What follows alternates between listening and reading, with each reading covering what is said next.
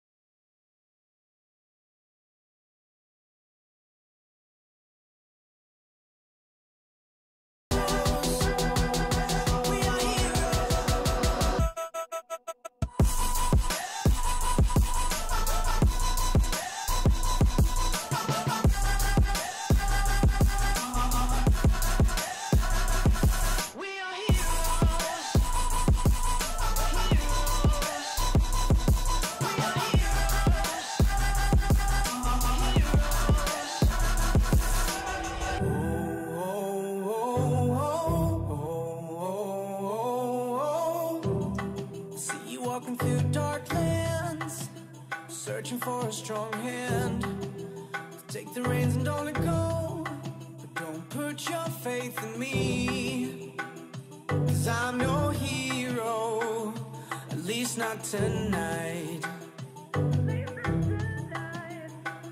'Cause we all get scared sometimes, we all fall sometimes. The darkness in our hearts makes us shine like little stars. We all get lost sometimes, we all fall sometimes. The darkness in our hearts makes us shine like little stars. We are heroes.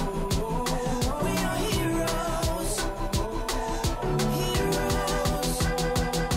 We are heroes.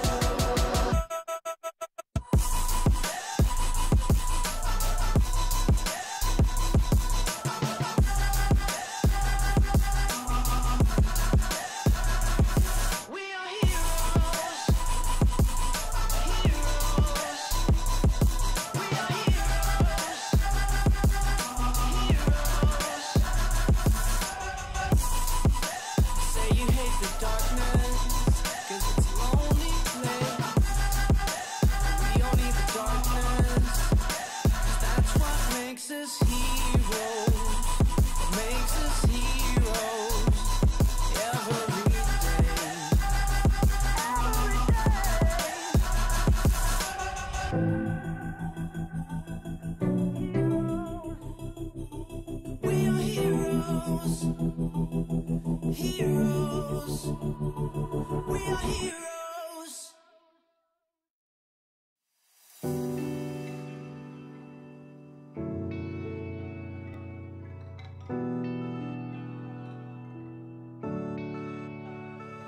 I live 17 floors up, and when it rains I can feel those drops in my window pane. Lets me know that I'm still here. But when the sun comes out, I will go outside. When it breaks through clouds, I will give a smile. Lets me know that I'm still here. Sometimes I want to run away, run away, to find good times again, to find all my old friends. Good times, I said good times, find my friends again. I said I wanna have good times, good times, find my friends again, and good times, I said good times, find my friends again. I said I wanna have good times, good times, find my friends again, and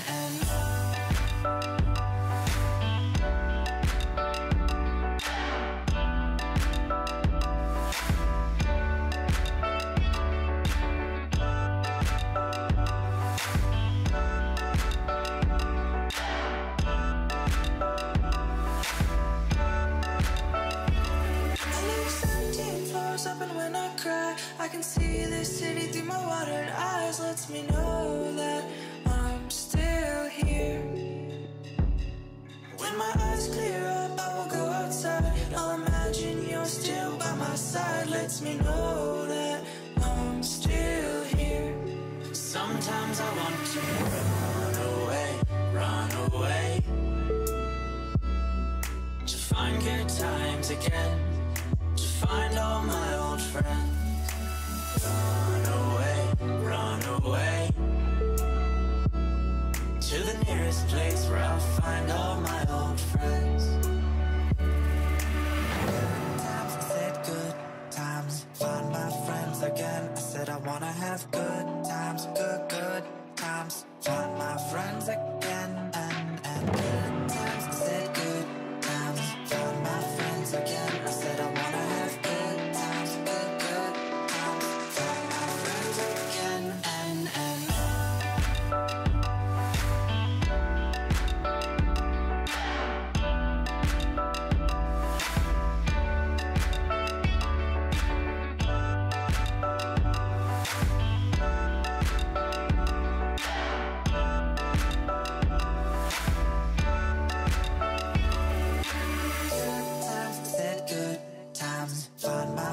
again. I said I wanna have good times, good times, find my friends again, and good times. I said good times, find my friends again. I said I wanna have good times, good times, find my friends again, and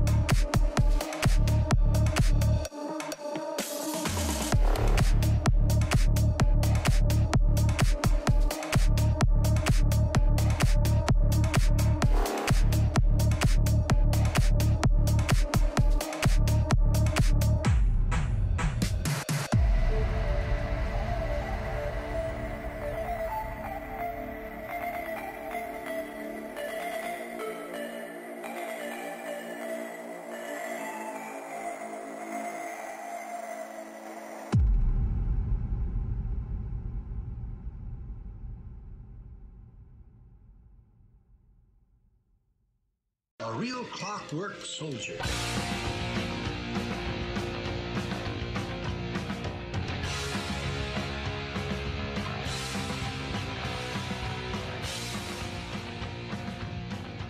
Generation Orange in 5, 4, 3, 2, 1.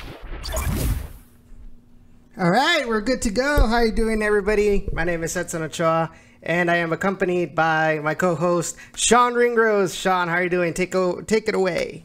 I'm doing great. Oh. Oh, hold on. Hold on. Sorry. You got it. Take it away, Johnny Canales. I forgot to mute the stream. I was enjoying listening to the music. It was fantastic. So as everybody could probably tell, my voice is a little hoarse.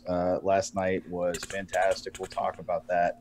But guys, welcome to Generation Orange. We are your weekly Houston soccer internet show and podcast. We talk Houston Dynamo, Houston Dash, a little RGV Toros here and there as well. Yeah, Edson already said who we are, so I don't know what else I need to say other than what an awesome match last night. What an awesome everything last night. I am still a bit in recovery. But, you know, Edson, it has been – God, it has been, what, 3 months now since we've had soccer that meant anything? Since October. Yeah, so maybe almost 4 months at this point. October to November, December. Yeah, almost 4 months. So it felt great to have soccer that meant something. You know, and that was it was. You know, it was unlike preseason where it was soccer. It was great to have soccer, but it didn't mean anything. There was nothing behind it. Like, yeah, there were, all it was there for was for us to kind of possibly see what they were going to do. But really, even then, Wilmer is not the type of coach that he's going to show you in preseason what his tactical changes are going to be. What his exact lineup is going to be. Although, to his credit, his exact lineup last night mirrored the lineup he has used consistently throughout the preseason. Yes. At least the starting 11 lineup. But we'll dive into that here actually very, very soon here in just a couple minutes. Edson, I have to bring this up, and I'm very much looking forward to getting your reaction on camera. So how are you feeling after Tigres got curb stomped by Saprissa 1-0? Now, granted, it was at Saprissa, but this is Tigres, and they had no business losing to Saprissa away from home for sure. Oh, man. I had to, Edson. I'm sorry. I had to. It's I don't get often to do that, so. Well, let's just say it was very, very, very, very, very, very. Actually, why should I hide my camera? He's hiding his tears, ladies and gentlemen. He's hiding his tears. I was extremely disappointed. I'm still extremely disappointed about that match. It's incredible how it's been 3 years where Tigres continues to, especially the coach, Tuca Ferretti, just does not give the CONCACAF Champions League the importance that it needs. Yesterday, they had many 2v1, 3v1 opportunities, and they're like, oh yeah, we're not going to take the best opportunity, the best decision, pass it to your teammate. No, everybody wanted to do everything on their own, didn't do a good job finishing their opportunities. They had many. They could have won 3-4-0, 4-1, whatever. And it's just the same. They feel like just because they're wearing a Tigres shirt that they're gonna win everywhere they go, and that's not the case. It's in inside the field. It's 11 versus 11. I don't care if you have Cristiano Ronaldo on the other side. I mean, just take a look today with in UEFA Champions League. Atletico Madrid beat Juventus with Cristiano. So it's not about who you have on the team. It's 11 versus 11. You're going to give it all on the field in order to get the results that you want. And now you're going to have to rely on what you can do at home, which I'm confident that they'll get the result. But there's always that opportunity that that thing where if Saprissa scores at Estadio Universitario, that's going to force Tigres to score 3. So it's gonna be pretty much back against the wall, and I don't know, just extremely disappointed about what Tigres did. But this is a Dynamo show. This isn't a Tigres show. So let's talk about what's really important. I'll be honest with you, Edson. We are all enjoying your sorrow at Tigres's disappointment last night. It might be different if the Dynamo did not live up and perform as they did, but Tigres certainly don't have a Beasley on their team, and I'll just leave it at that. Well, they do, but they're like, oh, you're gonna stay in Mexico because I don't think we need you. But that's all I'm gonna say. I mean, there's a lot that could be said about that. And actually, we will talk CCL in just a few minutes. This show is going to be formatted a little different because of a couple of different reasons. But number one, we want to go ahead and front load this show with some Down in the Valley. So, guys, if you're watching, please don't disconnect just because we're talking RGV for a few minutes. It's very important right now that we talk RGV, not like right now in the show, but right now in terms of the kind of time we're in, the preseason, all of that. So, Edson, go ahead. Tell me what you guys are talking about tomorrow. Tell me what you guys have lined up. And I know that you have an incredible interview coming up tomorrow that I am definitely going to try to tune in for. And if I don't tune in live, I will tune in later and watch via stream later. But what you guys got coming up tomorrow?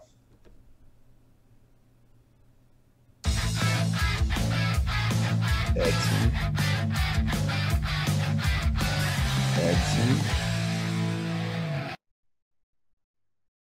Well, I had to put the intro. Well, you got to tell me because remember I don't hear it. Oh, that's true. All right, guys. So tomorrow, I hear. Just so you know, Edson, that literally was just dead air for me for like 10 seconds. So that's why I'm like, Edson, where are you? Yeah, all right, guys. So tomorrow is going to be a pretty packed episode. We have a couple of guests that will be lined up tomorrow. For starters, we will be having Mayra Olivares. She is the director of sales for RGVFC and for the Vipers. We will be talking. We'll be asking her questions having to do with season ticket sales. I know there's been a lot of concerns, a lot of questions in the RGVFC fan base in regards to what do I get? What are the benefits that I, as a season ticket holder, get that regular ticket buyers, the game by game buyers, don't have? And it's kind of like an iffy question the last couple of years. I mean, just ask my dad, who's right now in my chat. First year of HB Park, we bought tickets, we didn't renew because we didn't see an additional benefit of paying so much, to purchase all these tickets, and we really didn't get any other benefits, especially when they decided to drop the prices on the ticket sales, which really didn't make any sense to get season tickets. So we're going to be asking her about all these questions, any other questions that the RGB fan base has that we can ask her. I just wanted to get all of these concerns, addressed and make sure that they know that there's somebody out there that is taking a look at all of this, listening to what the fans are saying, and kind of I don't want to say put them on the spot, but just make them realize that, hey, this isn't something that you can just brush off and not say anything, not inform anybody about this, because these are your season ticket holders. These are supposed to be the cream of the crop of the fans, the ones that are determined to pay up front for a whole season. And if you're not treating them well, then why are you going to expect to have a lot of sales in that regard? Also, we are going to have another guest on.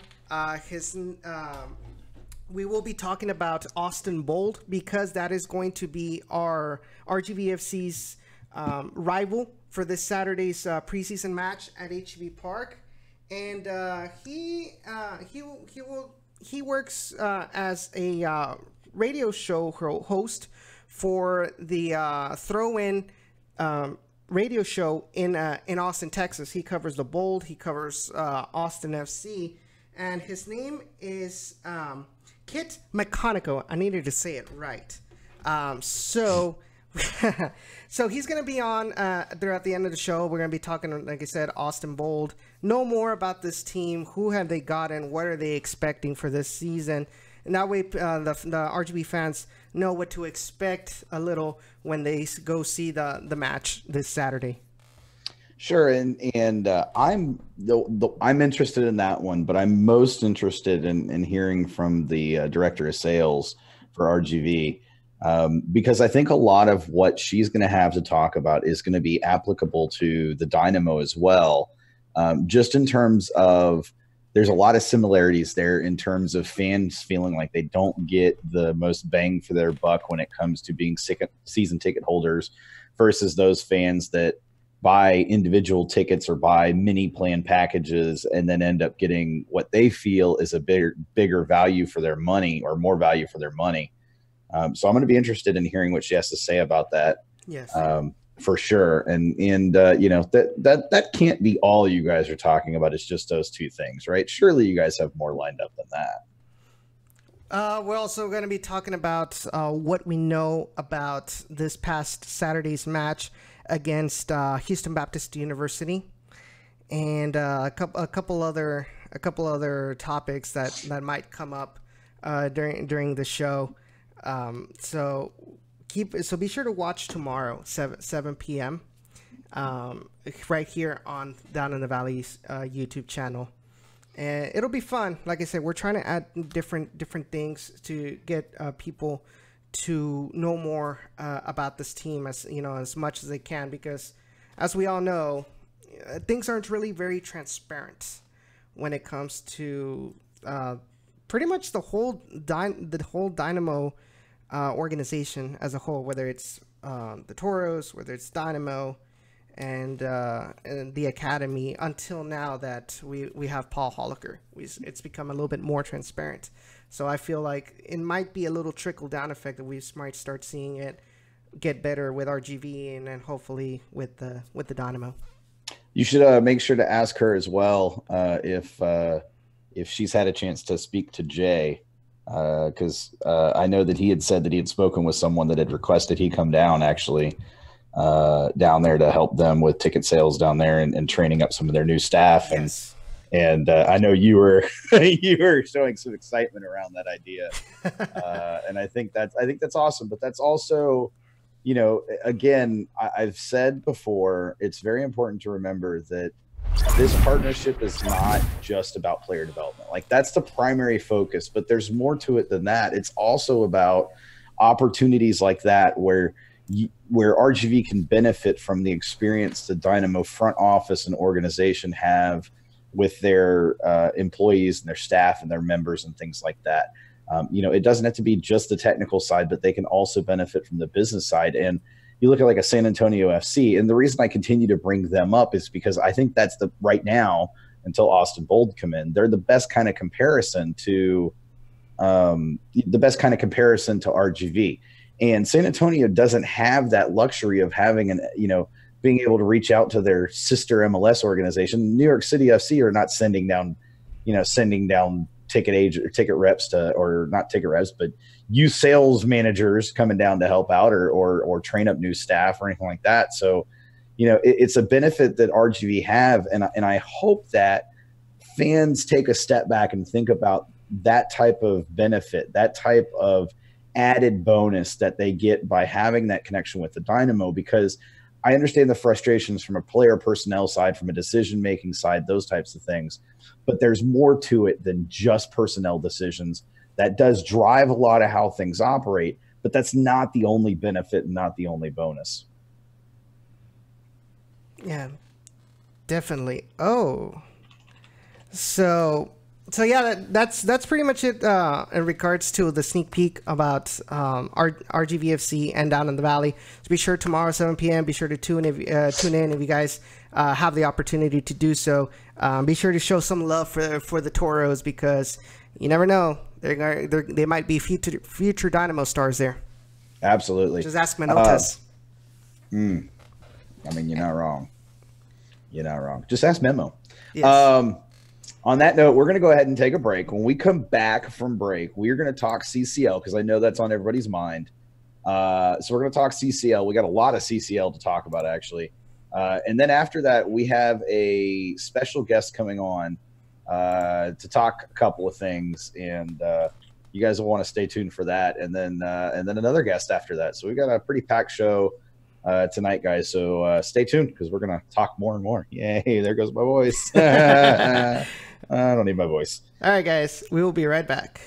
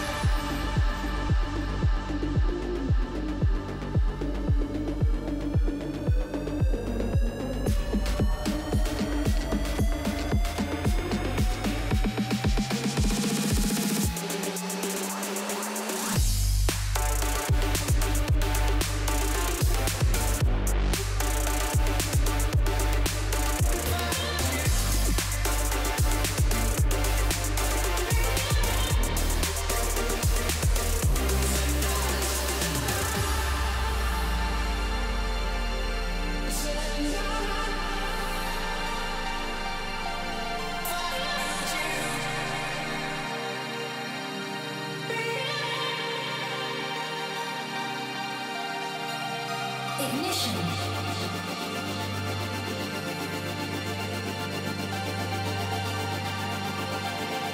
Autopilot activated. 100 miles per hour. Why don't you come? I can take you for a ride. Why don't you come? We can drive away tonight. Why don't you come? I can take you for a ride. Why don't you come?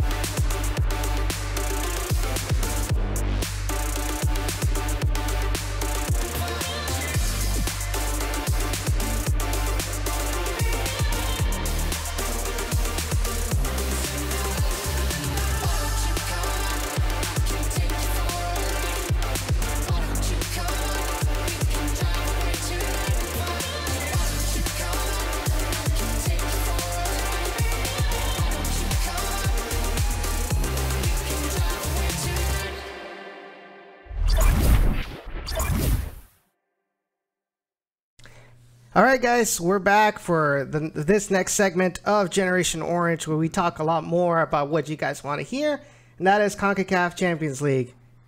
Sean, what did you think of yesterday's match? There was a lot of rust involved. This is just normal from an MLS team coming out of preseason. But what did you see? What were the positives that you saw, independent of the results yesterday? First of all, let it be known that I actually didn't get to watch a big chunk of the match because I was busy doing a lot of other things. But with that being said, what I saw, I thought looked like a team that was shaking off rust, a team that looked like they were still trying to figure some things out from preseason, which is okay. But I also saw a team that bend but didn't break. I thought when Victor said that in his article, recapping the match, I thought that was a very good point to make. The defense bent, but it never broke. I thought it's very pertinent because I think that applies to the whole team. There were times that offensively the team could have just kind of, okay, we clearly don't, we're clearly not on point right now, so let's just kind of pack it in and sit back. But they kept pushing, and they finally got the goal. Obviously one of the best parts of that match was seeing Beasley finally get the goal that he's been trying to get for what feels like ever now. And let's be fair, it was, and there's no doubt about it, it was a worldly level goal because it was with his weak foot. It was from outside the box. It was on the bounce. It was, it went through traffic, first touch, beat the keeper far side. I mean, it was just like, if I could have scripted a moment for Beasley, other than him winning CCL, winning the CCL final on a shot like that, there's not going to be a lot of other moments that are going to compare to that. And you could just see it in him. You could see it in how happy everybody was for him, how happy his teammates were to just have a freaking goal on the board. And there was definitely a sign of relief in the players too, that, that particular monkey felt like it was off their back. Now, it should also be noted that the team came out and they didn't sit back. We've seen a lot of times where Wilmer will play tactically where the team just sits back and absorbs pressure on the road. In this match, we didn't sit back. We pushed as much as we could. There were times we did absorb pressure, but some of that was as much players not being 100% fit yet because they're still trying to get that fitness. We only had 3 matches before this, really, if you think about it, because it was the 3 Mobile Sun Mini Cup matches. And so, it's like the players aren't quite 100% yet, there, and you could certainly see it. But, definitely seeing Beasley have a good match, was good. And I thought he was one of the better defenders for sure. I thought Struna looked fantastic. And, hey, no yellows or reds. I thought Figueroa looked serviceable. He had a couple moments that I was concerned, but he seemed to handle it pretty well. I thought AJD looked a little shaky at times, but I think part of that is shaking off rust, getting back into the full swing of things, playing against a faster, pacier, left winger. And their left winger was pretty good. Consistently snuck in behind the line on that left side every once in a while. And, but on the other flip side of that, it never led to major opportunities where you felt like the team was going to concede a goal. And I think Cisco said it in chat just now, the team pushed, but you could tell communication lacked in the final third. And I feel like looking back at last year's preseason, the same thing was true going into the first MLS match of the season, that, we looked in the preseason matches, the team looked like they had, they were pushing and they were figuring things out, but they, early on they were struggling to figure out, communication between each other. On the flip side of that, they shouldn't have had those lack of communication issues or struggle with communication issues, because all 4 of those players played the bulk of last season together. So if there's still communication issues between them, or there suddenly are communication issues between them, I'm hoping they get that resolved really quick. But on the flip side, it does make me, wonder where those communication problems are coming from, and why it's taken more than a season to figure them out. With that being said, I also flip the page and I look over at like TFC versus The Panamanian team. Yeah, the Panamanian team, and going down 4-0. I mean, it just shows that preseason doesn't prepare you for actual competition. So I kind of flip it and I look at it and I go, okay, should the Dynamo have come out and won that match? Yes, but on the flip side, this was a team, the Guatemalan Guastatoya team, coming in that had, they've been playing okay of late. They've struggled before, but the last couple of matches in particular, they've played better and better. Mm-hmm. So they're finding their form, and we haven't really found ours yet. In fact, we struggled throughout the bulk of preseason to look good. So it's something where I feel like time is going to make this team a whole lot better, but we also shouldn't read too much into it that the team struggled the way they did. A couple other notes that I want to pull out of this as well. Victor mentioned in his article that there might be an injury to Cabezas. I have not confirmed or anything like that on this injury, quote unquote injury. But I believe at worst, this is probably just a muscle strain. I don't think this is a muscle tear or anything like he was experiencing last season. Mm-hmm. I think his abundance of caution and asking to come out early was not so much that he couldn't go, and more that he didn't want to push the issue because of his injury issues last year. And the team would have been fine leaving him in, and I think he could have made it all the way if he really wanted to. But I definitely understand his concerns and some of that mentality not being there to want to go a full 90 if he starts to feel that tinge. And don't you think as well that it might also be because he is confident that he's got like somebody out there to kind of help out, whether it's Darwin Seren, who was going to come in now that he has Matias Vera. Don't you think that he was confident that Matias Vera would help out Darwin Seren, even with him not being there on the pitch? I don't think that plays into it in his mindset. When he's on the pitch, I mean, yeah, he's thinking about the team, but it's also as much to, do I think if I push myself too hard over the next however long it was after he asked for the sub off, if I push myself too hard, is that going to cause a re-injury? And the answer to that is probably yes, very likely. So pulling himself a little bit earlier just simply means that, hey, he recognizes his body still has a little bit to go, but he's able to go enough that he can play pretty well at a pretty decent clip, a pretty decent pace with his full physicality.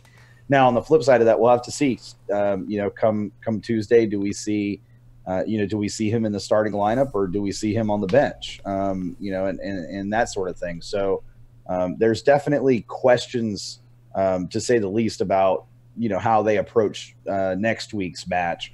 But a couple other notes on top of that too. Really big notes is substitutions. We had Tommy Mack, Marlon Hairston, and Darwin Seren. Like you noted, Seren came in for Cabezas. I did not feel like the team lost a step. Now, this was, again, against Guastatoya, so take it with a grain of salt. But I don't feel like the team lost a step in terms of defensively when Seren came on. And a big part of that had to do with Vera being on the pitch alongside him, giving him that strong defensive-minded partner that he used to have in Cabezas, minus last year where he didn't have that luxury for most of the season. Yeah, and that's what I believe what we gained with Matias Vera is that in the cases where Cabezas isn't going to be able to be on the pitch, he's going to step up and take the reins of being the leader in the midfield. Last year without Cabezas, you had Darwin Seren and Eric Alexander, and I'm sorry, but Eric Alexander did not have that leadership capability of telling Darwin Seren, hey, you need to stay here, don't go up too much, or try to keep it simple, and things like that. And that's the plus I see with Matias Vera, and that's why, like you said, when Darwin Seren came in, the team didn't lose a step. Yeah, and then I felt really positive that we saw Tommy Mack and Marlon Hairston as the other two subs, because I do believe that they have a lot to offer. I liked that Tommy Mack gives Tomas a breather. He's capable enough to be that link guy at the top of the fourth player underneath the top three.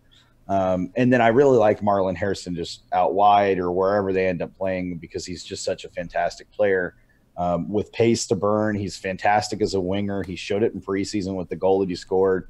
The more minutes we can get Marlon and really Tommy Mack as well. The more minutes we can get both of them, the better this season. Now, as long as it's not coming at the expense of getting Elise and Kyoto more minutes or getting Elise and Tomas more minutes, that sort of thing. Yeah. Another thing that came up today, and it really wasn't discussed on Twitter at all, but it was something that Cisco has mentioned and other people had mentioned prior to the match, which is what's the deal with Fuenmayor? I still think that the reason he's not seeing time in the starting 11 is simply because Wilmer's trying to use Figueroa and Struna as his starting center backs because they're experienced. Whereas, and we saw it last year, Fuenmayor tends to make those young mistakes. And I think that Wilmer understands that those young mistakes are the difference between a win or a loss, or even a draw, especially on the road. It'll be interesting to see. Maybe Fuenmayor gets to start on Tuesday alongside Struna or alongside Figueroa, one or the other, because resting one of them ahead of the Saturday home match for the home opener would probably be wise as well. So there's a lot of options really that Wilmer has moving forward. And I think that's part of the whole thing is Wilmer wanted, and we've said it, Wilmer wanted the veteran presence on defense from both of them versus just one of them alongside Fuenmayor and Fuenmayor just having to kind of figure it out as it's going along. And I think that's smart. I think that approach makes sense, especially at this point in the season, especially at this point in CCL being this early along. But I do think that Fuenmayor is still in that starting position come, maybe after the first month or two of the season, once we're kind of done with that initial push into CCL. Yes. I think we will see more of Fuenmayor. So another thing that I want to discuss, and I want to put a little emphasis on this because I think it's really huge, is number one, the traveling support in Guatemala for the Dynamo was fantastic. Now, I mean, it wasn't 100 people, or anything like that, but it looked like they probably had at least 40 people out there at the match. And for a Tuesday night match in Guatemala, it's CCL. Yeah, it's the first time we've been in CCL in 5 years.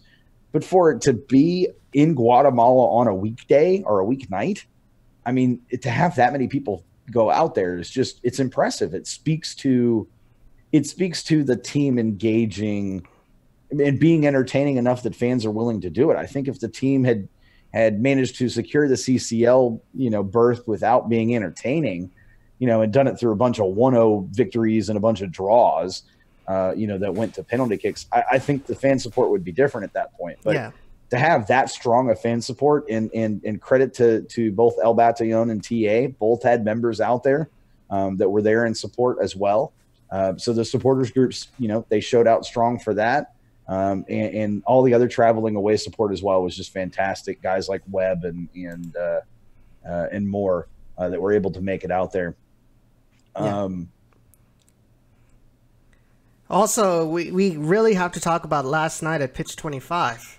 We had more people than we expected for like you said, weekday night. The game started at 9. So it was kind of late at night, and we had a lot of people go out there to Pitch 25 and watch the Dynamo and celebrate. It was a wonderful experience to see.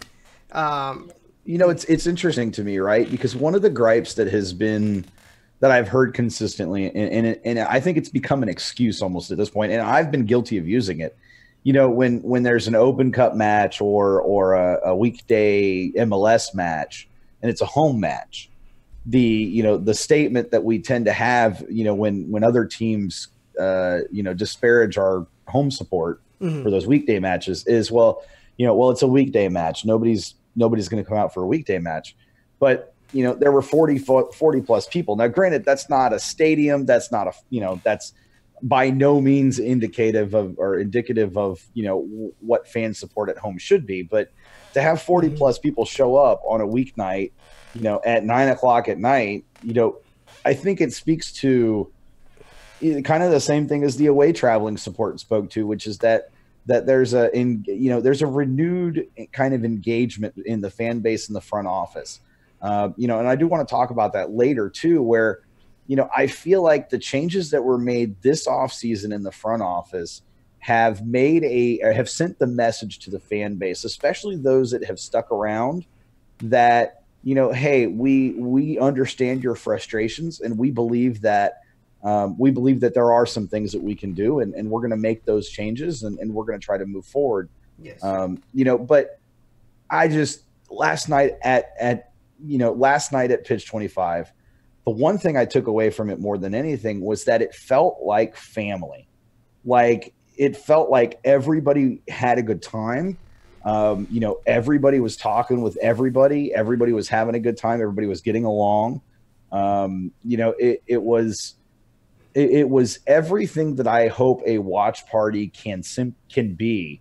And it was very comforting, because I have reason to believe that hasn't happened that way in a while, where watch parties haven't had that kind of vibe and atmosphere.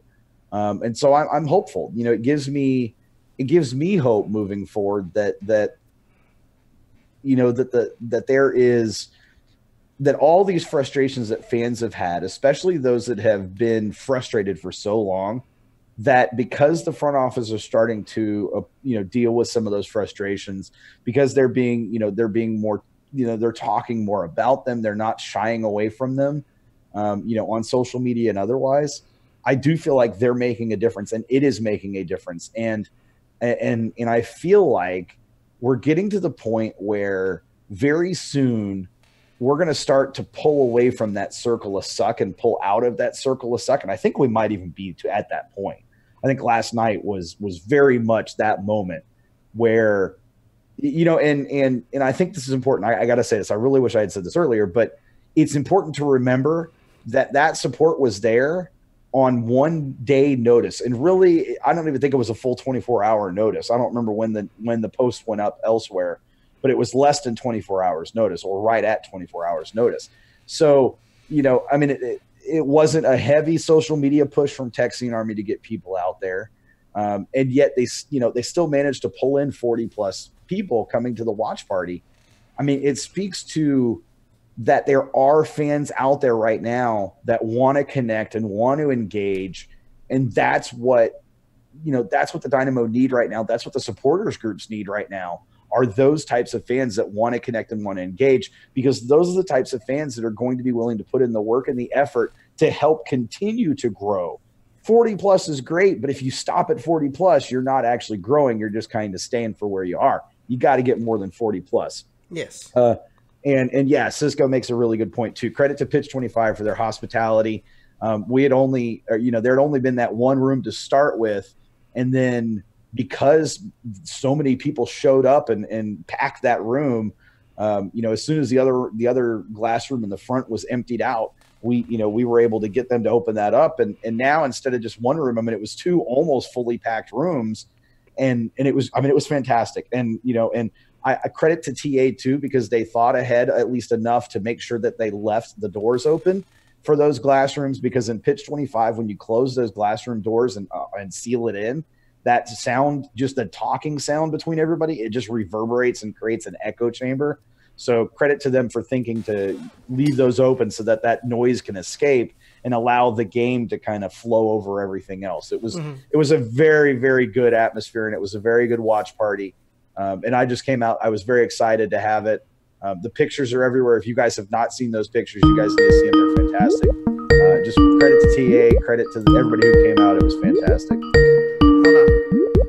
I think that's our first guess. All right. Who needs a break? We'll just roll right into it. Hello, welcome to Generation Orange. Is this you, Darby? It's Darby. Oh, here, Darby. All right. Hi, Darby. Hello. How are you doing? Edson, you're not connected to her. She's not in the great big middle of a Texian Army board meeting, like at school. I messed up. I answered via the computer and not the phone. Hashtag Edson. Have her hang up and call you back on the phone. So you want me to call right back? Yes. Yeah. Just okay. Real quick. I'll call right back. All right. All right, folks. Excellent. I guess this answers the question: are we live or do we pre-record? We are definitely live. Hashtag Edson blows it always. I'm sorry. It's okay. It's okay. We're live. Live is meant to have issues or something. All right, there we go. Sean, speak so we can see if she can hear you. Hey, Darby, how are you? I can't hear her, Edson. What did you do, Edson? What did you do? I don't know. It was working fine. Darby, can you hear us? Darby, are you okay? Are you okay? Are you okay, Darby? Oh, they say they can hear her. Well, yeah, you guys can hear her because she's not in the voice chat. Edson. Well, we had the call-in thing working because we had Jay on last week, so I don't know. Do you want to try to call? Well, no. Did you call out to? No, Jay called in last week. So what did you do? I didn't do anything. I didn't move anything. I didn't. Oh man, and it was working just fine right before. Damn. Darby, can you speak really quickly? I'm from Texas. I don't speak quickly. I can hear her Can you hear barely. me? Hey, there she's starting to come in. Starting to come in? Yeah, there you are. Yep, enough that I can at least hear you. Now Cisco says they can't hear her. What? Hey, Darby, Edson, I'm gonna Darby, I'm gonna have you do something, and you're gonna we are using Zoom, Darby. If I give you my Zoom link, will you call in on Zoom and use audio only?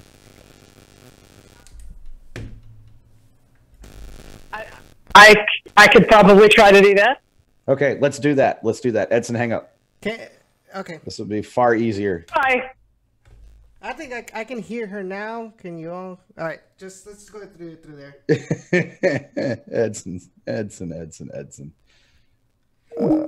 That's proof that we are live. But you know what's interesting is that I could hear the ringtone, but for some reason I couldn't hear her. Yeah. So. I mean, you could have conducted that interview, I guess, and I could have just been totally silent for 15 minutes or however long we had her on. So before Darby comes in, I do want to say there's one thing that I do want to mention. Kind of, Bob, come on. Yes, I did break. I don't know what I broke. All right.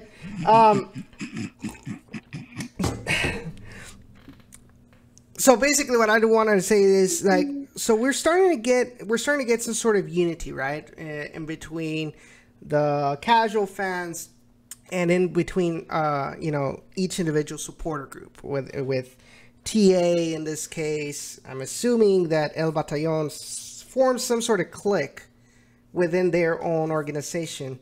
I think the next step, and it's one of the things that I was kind of debating or arguing over Twitter, and you guys who are in the Discord chat know who I'm talking about. No comment. But I think it's time we take it a step further and there be unity in between supporters groups.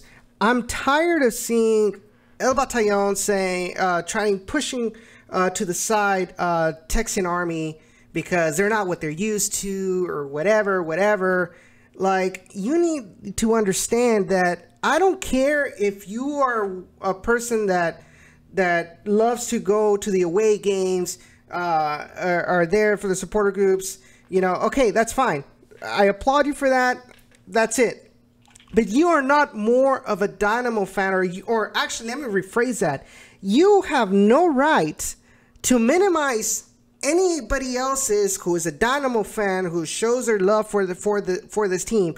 You have no right to minimize them and saying, "Oh, you're less of a Dynamo fan than I am," or "I'd like to see you going out there to Guatemala or to Costa Rica or wherever." Like, that doesn't make you more or less of a Dynamo fan. We love the same team, and I think we need to understand that if we want our supporters groups to grow, we need to get rid of this mentality of or better than thou mentality. We need to be like, we are one unit. We are one fan base. We are all Dynamo. We all love the Dynamo, and we need to make it welcoming to other people who are maybe are on the fence about joining a supporters groups. And I think it's time it needs to do it now. And it's time to get rid of this and make it more welcoming to the fans. If we want our supporters groups to be like in the good old days at Robertson Stadium, we need to start with that. And I am going to call you out on social media like I just did and tell you what you need to hear. Because even though you don't like it, even though you think like, oh, just because I'm a Battalion or I do this or I do that, that gives me the right to criticize everybody else because they're not as big as a fan as I am. I'm gonna call you out because I've done it with the Tigres fans. We're going through the same thing, and I'll do it with the Dynamo fans. I do not care because we're all in this together. And if everybody's gonna be divided, then we're all gonna fall, and we do not want that. You feel better now, Edson? Got that off your chest? Yes. Is Darby on? Darby's on. Just eating away at Darby's minutes, but that's okay. Darby, are you unmuted or are you muted currently? I can't tell because it doesn't show your mute symbol anymore. Let's see. Can you hear me? We can hear you. Hey, All Darby. Right. Hello. It only took us 15 minutes to figure it out. No, I'm just kidding. So obviously with limited time now, because we do have our second guest coming up at the top of the hour, let's go ahead and dive right into it. So, we've already talked about last night. We had over 40 people show up at the Texan Army watch party at Pitch 25. So I have one question for you first, and this came from the chat. Cisco was curious if we happen to have a breakdown or even an estimate of TA member count versus non-TA member count from last night at Pitch 25. It's a little bit tough to say because we have a lot of members that are not active members. We were just talking about this in the meeting, actually, that there were probably around 10 or 12 of kind of the regular TA members. But like, I will call out, and I don't know if I haven't been paying attention to see if he's here, but Blues Fan, for example, is a TA member. I don't know that I could pick him out. Honestly, like, and he likes to creep around that way. Ah, there you are. There you are. I see you in the chat. So yeah, so there are a lot of people that are TA members that kind of try to get really involved very early on, and then our numbers dwindle as we go through the season. So I would say that probably the TA members were close to about 25%, maybe a little bit more even. But yeah, I think by my estimate, it was probably 30 to 40%-ish, right around there. Yeah, I like that. But as far as like regular showing up at all the events, we had a couple of prior past board members that were there, and so it's difficult to say. Okay, and that's kind of what I already said to him, but I just wanted to make sure. I did note to him that we are hoping to be able to track that information actually better as we progress through the season. So I heard we had one perhaps EB member there, in fact, as I recall. I didn't hear that. I will say we had two people that came over from the EB watch party because they wanted to watch the match in English. But I don't know if we had any EB members specifically. I can't say that because I just don't know who's part of what group. Not that that's a big deal. So the question I have for you now is, from what I understand, this was actually one of the larger turnouts for a watch party, at least in recent kind of history, for a TA. What do you feel specifically has contributed to this? I think that we have some really involved, really engaged board members. I think that we're more active on social media. I think that we're more active in the Houston soccer community, and it's easy to turn that credibility in the community into tweets or shares and likes and posts and those sorts of things. Sure. Speaking of changes, what has been some of the bigger changes? Sorry, let me rephrase this. Let me proper grammar this up for you. Speaking of changes, what are some of the bigger changes TA is looking to make this year to improve the perception surrounding the group? We are making a lot of changes to kind of the way that we're running everything. We have a new president this year for the first time in a lot of years, and some brand new members, some brand new folks on the board that are really just willing to play jazz.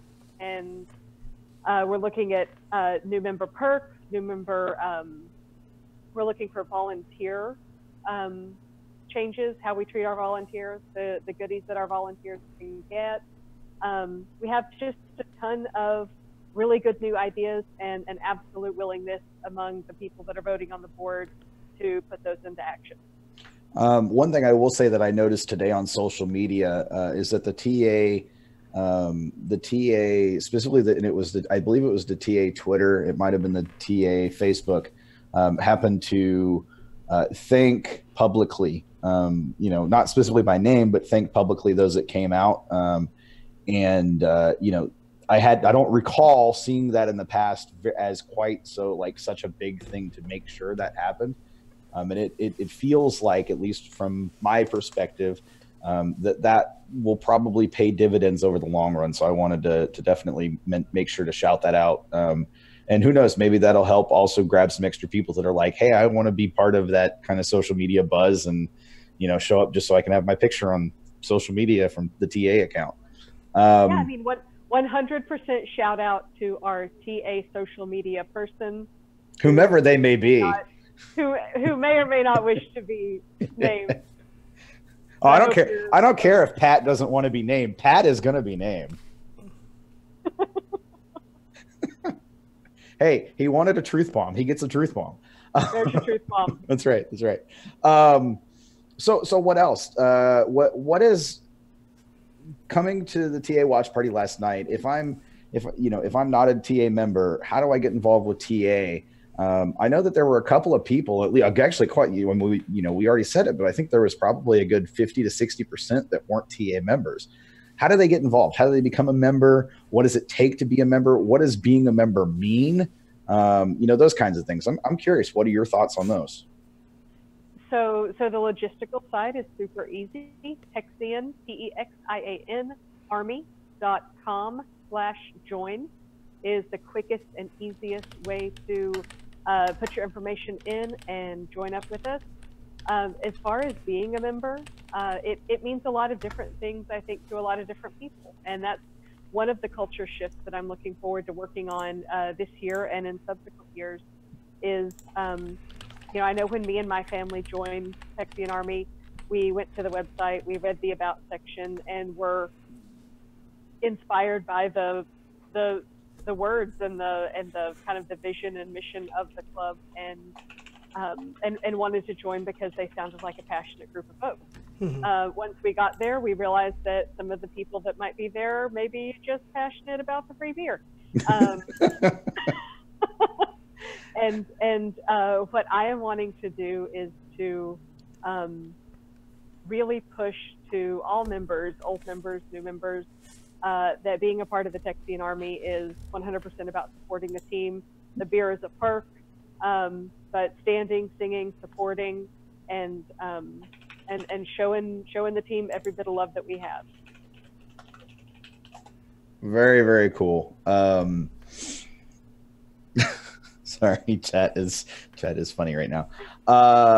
As always, of course, our chat is fantastic, and everybody who joins our chat is fantastic.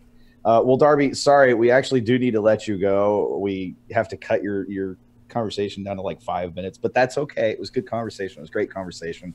Absolutely. So real quick, before you go, if people want to follow you on social media, how do they find you and how do they follow you?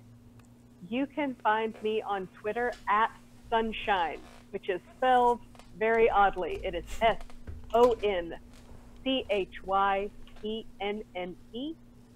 Pronounced Sunshine, spelled like I'm a 90s kid that listened to too much PM Dawn. And and yeah, you can find me there. You can find me most recently at MLSfemale.com, where I am a new contributor there as well. Absolutely, and I wanted to ask you about that as well, because your article that you wrote was a very intriguing intro article, and I loved it. I loved your perspective that you wrote from. I loved the way that you wrote it, but I really loved how at the end of it, I felt like I wanted to run through a brick wall and go start this damn season already. So I wanted to give you a shout out on that. I'm glad you brought it up because I totally forgot to mention it before, but good job on that as well. So definitely check out Darby on MLS Female. She will be writing on there throughout the season, making sure she commits to that now because she can't get out of it anymore. Yep. It is now publicly out there. And then also, Darby, can you give a shout out to, or share the Texian Army Twitter account and Facebook page info so that people can go check those out as well? Sure. So on Facebook, you can find us, search for Texian Army. We have a public-facing page.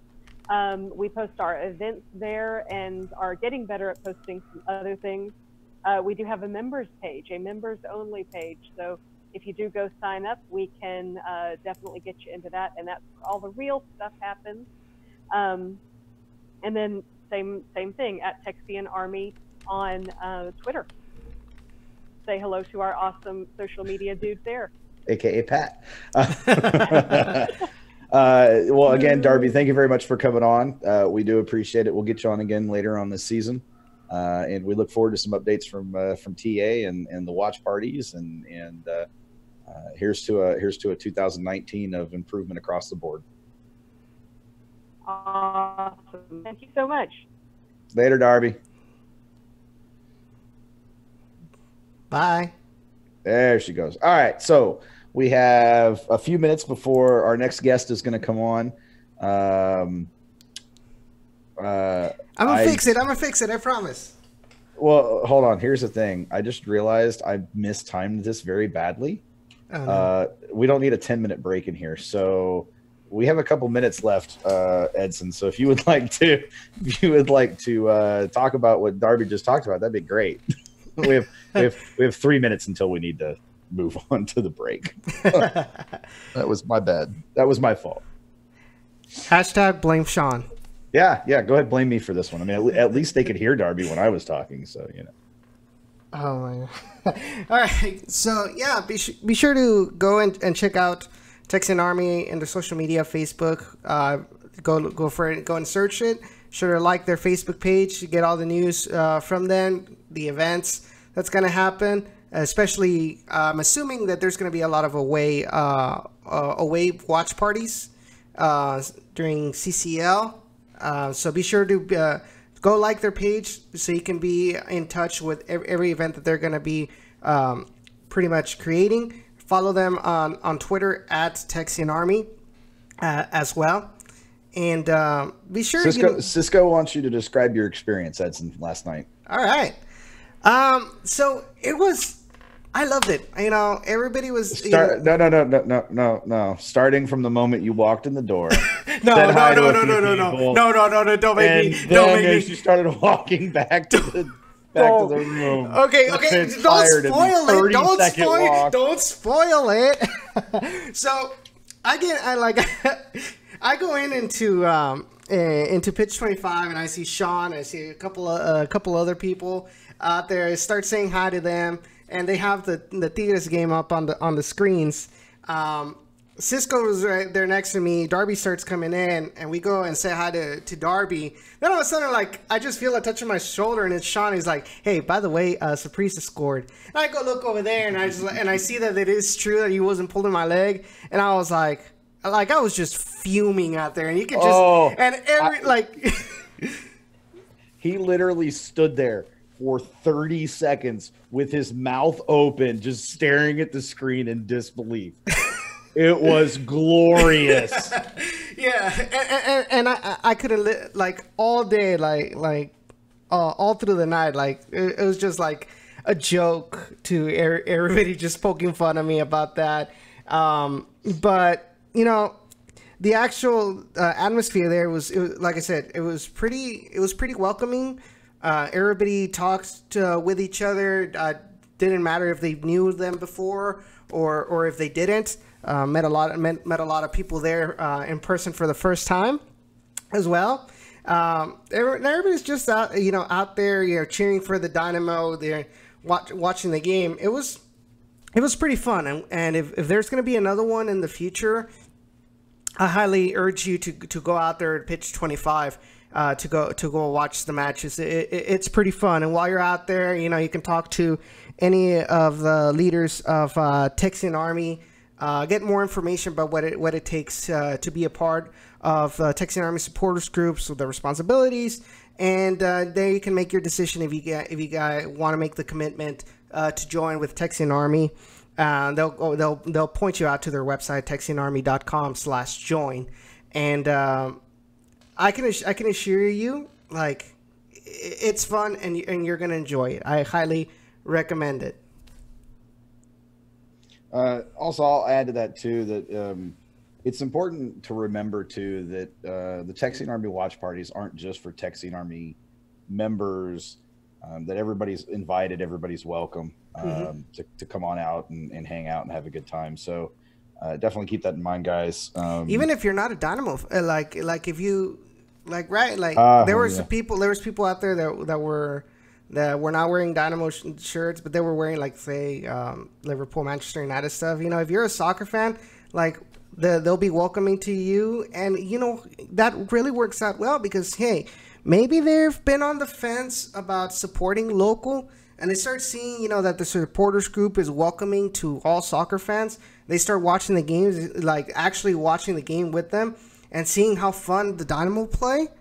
They might that might be the catalyst, the push to, hey, maybe I want to come to the stadium for a couple of games and see what the atmosphere is about, and which will hopefully lead to a new Dynamo fan in the future. So sure, absolutely.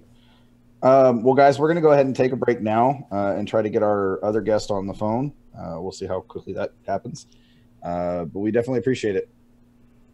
We'll be back in a few minutes. All right. Don't go away just yet.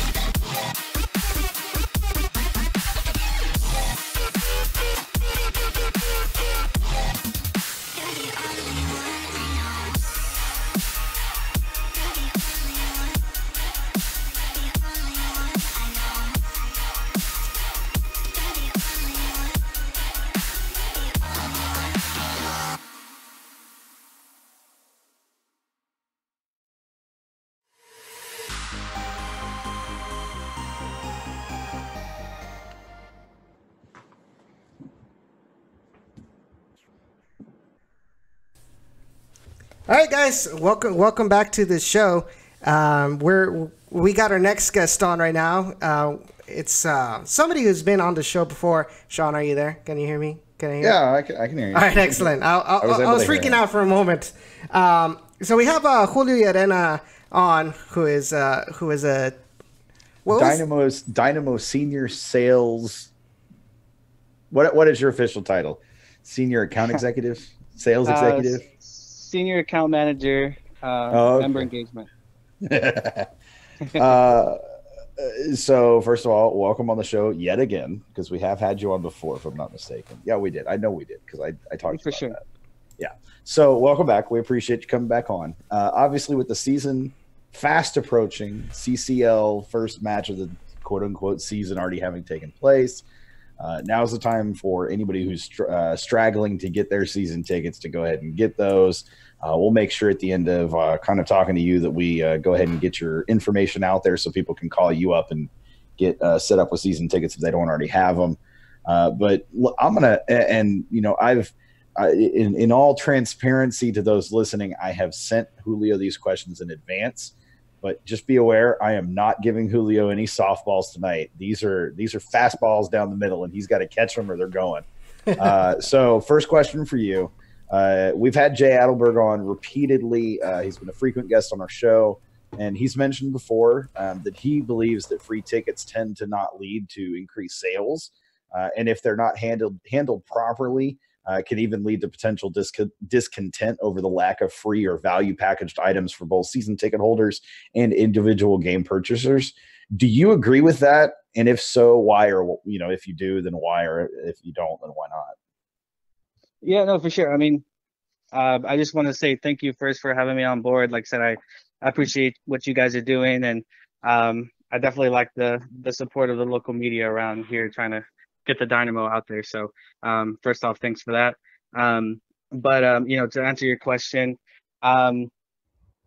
personally, if the intent is right and everything's kind of going in with a plan and how everything's going to be executed, I think there's a way that you can definitely make that happen to kind of benefit the outcome of getting more people out there. I think at the very end of the day, everything we do in the sales office is definitely to fill up the stands, get more people out there to cheer on the Dynamo, and make a great atmosphere for the stadium. Okay. So I've heard fans complain the last few seasons specifically regarding the value of the season ticket experience. How do the sales and services teams intend to address these concerns specifically this season and moving forward? Yeah, I think the most important thing is for us to go out and listen to everything that people are saying. You know what I mean? I think that we've done that a little bit to start off this year, and I know we did that a little bit last year and the year before. We've had a lot of little changes here and there as far as like stadium upgrades and things of that nature to definitely kind of cater to our fans and making the experience a little bit better. I will say I know thing that came out last year in the news about the JD Power, about the Dynamo having really good experience at the stadium, right? I think people getting out to the stadium, they're definitely going to see a really good product on the field this year, and they're definitely going to have a good time with our supporter groups out there, just making a lot of noise and definitely kind of bringing up the atmosphere there. So just definitely having a lot of people in the stands is definitely going to have a good thing. But like I said, going back there, we've heard a lot of the comments that have been made, and are definitely moving things forward to kind of work on that from the top down. Something else brought up before is how it is the responsibility of everyone, not just the Dynamo, to help combat the quote unquote circle of suck, as Jay has termed it. As part of the sales team, sales and services team, what are some things fans who are listening can do to help your teams drive sales and create the improved atmosphere that it seems like that's what they want? Yeah, I think going back to a conversation that me and you personally have had before, one off during the year, I think I threw the statistic around to you that, if every one of our season ticket members, brought an extra person out, or two to a game, that definitely makes a difference, right? I mean, we're working on a stadium that's, 22,000, and, our membership base is, is pretty good as far as like close to half for that. So for every game, as long as we get somebody coming out to, bringing a friend out to come with them or something like that, that definitely helps out, way more, right? So, I mean, I know, as a sales team, a service team, we kind of encourage people to come out to as many games as they possibly can. But, thing that I'll stress, and I think Jay would say the same thing about, is, someone who's never been to a soccer game before, just to come out to one game, will definitely make a difference, on the high end. For sure. And I'll speak to that, just to back up what you just said. Last season, I took my niece to one of the matches towards the end of the season. It might have even honestly been the last home match of the season. I don't remember exactly what match it was, but she's been to Dash matches, but she'd never been to a Dynamo match. She came out to the Dynamo match and she left, and her first question was, when's the next match? She started watching them on TV, which she hadn't done in the past. And she's already asked me this season, how many games are we going to? How many games are you taking me to? I'm like, okay, hold on. let me catch up.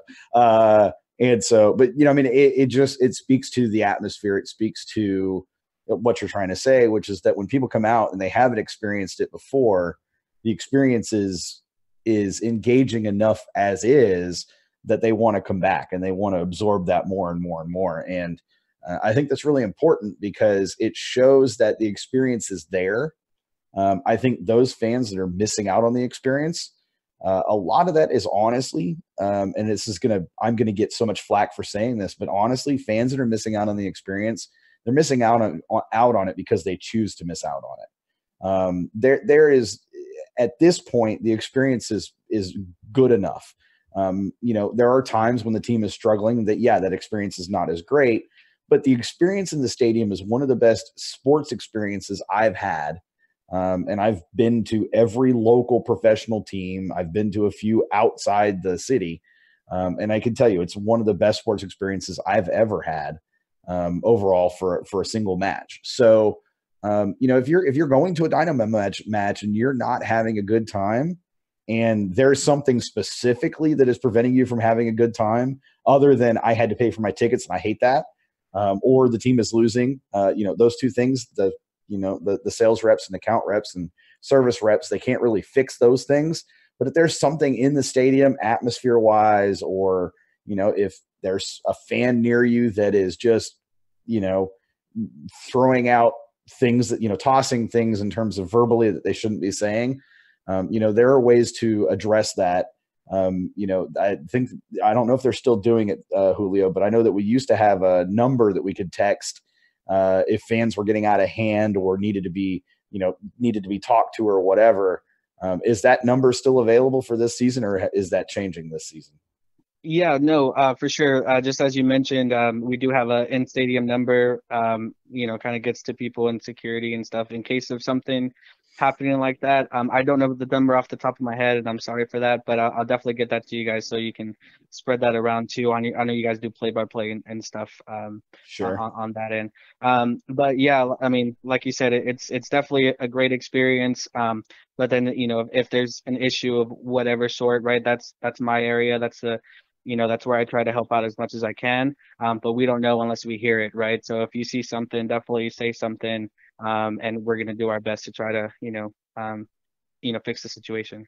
And I think the say something is also important too, because it's not just tell it to your friend or tell it to the people sitting around you. Tell it to an account rep or a ticket rep or a sales rep or, somebody who can actually do something about it. If you're just complaining to people around you, all it's going to do is make them, just as annoyed as you are at what's going on. Whereas if you talk to a ticket or sales rep, at least they can try to do something about it. Yeah, no, and just to give an example, like you mentioned earlier, right? I did have a member who was a little upset about not wanting to keep their season tickets the past year, and they eventually kind of told me the situation that they did have, somebody behind them who's definitely being a little loud and saying some things they probably shouldn't say in a family setting and such. If I wouldn't have heard that, we wouldn't have been able to fix the situation. So I was able to help him out, get him a different location, maybe even some better seats in his case, in order to get him out again to some other matches. And I'm pretty sure they're going to have a great experience coming up for this season too. Yeah, absolutely. And there are other examples of that as well, but I'm glad that there's a specific example you can share of that. On to the next question. There have been some changes in the front office this season that we are all aware of at the highest levels. Have these changes specifically led to improvements in how your teams operate day to day? And if so, can you share any of those improvements? I wish I could share a lot more, but I mean, as you know, because you follow along very detailed on everything, it's only been a couple of months since these changes have been made. So, I can't really comment on anything drastically being changed, right? So, but I could say that, day to day, I feel some very positive movements going into the season that I definitely think are going to help out the team in the long run. So the question came in from Cisco in chat. Has your team or the services and sales teams, have they heard directly from John Walker about the comments and concerns that the Dynamo received through the fan surveys that went out? And if the answer to that is yes, can you give an example? So I personally haven't spoken with John Walker on this subject, but I've received from my direct boss about the surveys that have been sent out and kind of making movements towards some of those things. And I think I don't know if you saw the email communication that just went out the other day about the fan friendly discounts in the stadium for concessions and such, right? So I mean, those are examples right there of things that people have commented about that they weren't too happy for, and changes being made quickly. Sure. So last question for you, then we'll let you go. If any of our listeners were watching the match last night and realizing they now want to get on board the Dynamo hype train for this season, how can they reach out to you to discuss becoming a member for this season? Yeah, definitely. I mean, I can, I know you guys will share my info a little bit later, but I mean, giving a shout to me or, Jay, who was on last week, we could definitely help out in any which way, right? I mean, doesn't necessarily mean having to come on with season tickets, because I know people, don't think they can make it to all the matches and stuff, but just giving us a shout, coming out to one game definitely makes a difference. And I mean, phone call, email, or you guys have me on Twitter, right? However which way you guys need to get in contact, we can definitely kind of help out in those situations. But like I said, the way we make fans is, getting you out to one game, eventually go into 3, 4, 5, and then you realize you can make a lot more games than you initially thought. So that's the kind of way that I like to approach everything there on that end. And what phone number is that if they want to call you to reach out to you? Yeah, so my number personally is 713-276-7534. So you can definitely reach out there.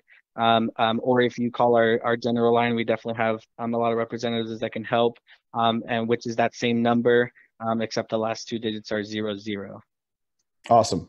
And then if they want to reach out to you via email, what's your email address? Email address, yes, that would be my first initial J, last name YERENA @HoustonDynamo.com. And like I said, just email me exactly, kind of what you've done in the past and everything like that. We can definitely find a good fit for you guys. Awesome. Well, Julio, thank you very much for joining us. We appreciate it. We'll go ahead and let you go. We know you got a bunch of other stuff going on tonight. We appreciate you joining us, though, and looking forward to Tuesday, having a first official competitive match at the stadium for the season. I'm trying to figure out how I can word this that doesn't actually say MLS or CCL in it, but first official match that really means something at the stadium for this 2019 season, and then turn around and do it again on Saturday, and then depending on how things go, maybe even turn around and do it again on next Tuesday. So it could be a very quick turnaround. I might see you 3 times in 2 weeks, and that's a lot of times to see Julio. But I'm not complaining. But seriously, thank you for joining us. We definitely appreciate it, Julio. No, like I said, I appreciate you guys and what you do, and supporting local media is definitely cool and stuff. So I'd like to thank you guys. Appreciate For sure. it. Thank you. Have a good night, man. Waiting for Edson to hang up to him. No, we're good. We're good. Oh, sorry, Bob. I missed that. Pat, I missed that. Sorry, my bad. Otherwise, I would have mentioned that, but it's quiet. It's quiet because you're not talking. Well, I'm not muted, so no, I can hear you. Okay, But- just making sure. Yeah. Now, guys, really, I really urge you guys, if you guys have any friends, if you guys have any family members, co-workers, whatever, and they love soccer, but they have never gone to a Dynamo game, invite them. Be sure to invite them. Your ticket reps will be more than happy, like Julio said, to help you out in whatever way possible to make it possible for your friends to attend. And once they get hooked on the experience, on the atmosphere, keep communicating with the ticket rep. They'll try to help you out in getting maybe let's say a batch of tickets to a couple of home games. And in the end, they'll probably be hooked, and they'll probably want to get some season tickets. There is some value out there to getting season tickets. So, but be sure to reach out. I mean, they don't know what situation you're in, what can you afford, and things like that, unless you talk to them. So I highly urge you to reach out to Julio, reach out to Jay, talk to them about what your plans are, and they'll try to help you out as much as they can. So Sure, absolutely, for sure. So let's go ahead and do this. Let's go ahead and take a break. We'll come back at about we'll come back right at 8:30. I think we'll be fine. And we'll jump right into the next topic. And phone lines are open, guys. 956-622-5977. yes, Feel free to call in. We're happy to take your calls tonight. No, we will not go 3 hours. Sean has things he needs to do tonight. But, same here. we will take calls, and happy to have you guys on. So if you want to call in, 956-622-5977, especially those of you that are super shy, I don't give a rat's behind, call in anyways. All right, we're going to break, guys. We'll be back in a few minutes. All right.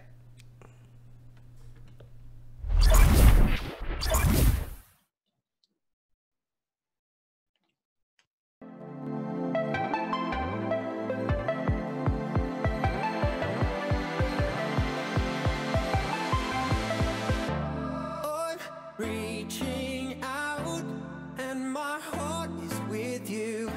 So much in between, things we've never seen. You're a mirage that my mind can't see through. Are you here with me? One day we can see. And all my life, unbroken ways, but I know that time makes ways. But I know that time makes ways. And all my life, unbroken ways, but I know that time makes ways. But I know that time makes ways.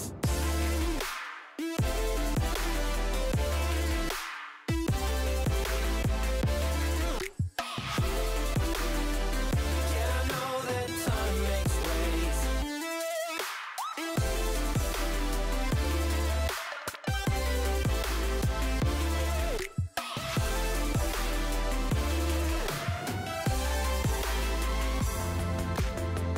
All my life, unbroken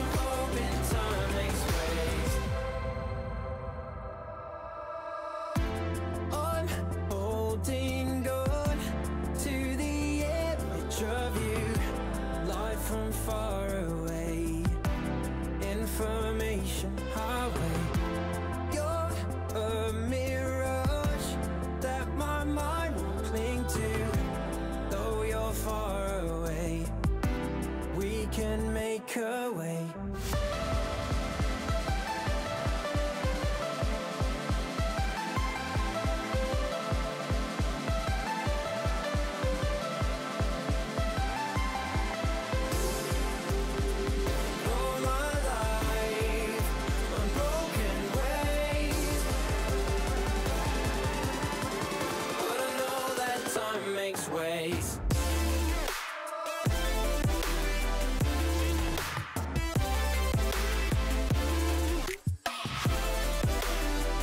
Yeah, I know that time makes waves.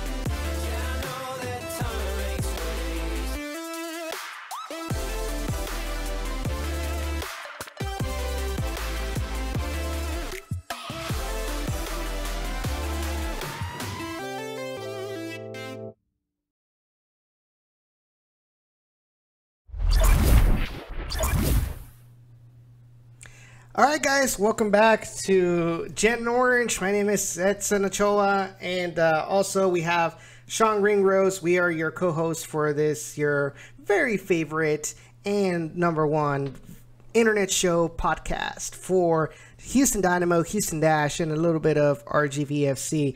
Before we continue, I want to take my time and thank David Loredo for his $5 contribution. Thank you so much for your donation. We really appreciate it. What? Your phone number's broke. No, it's not.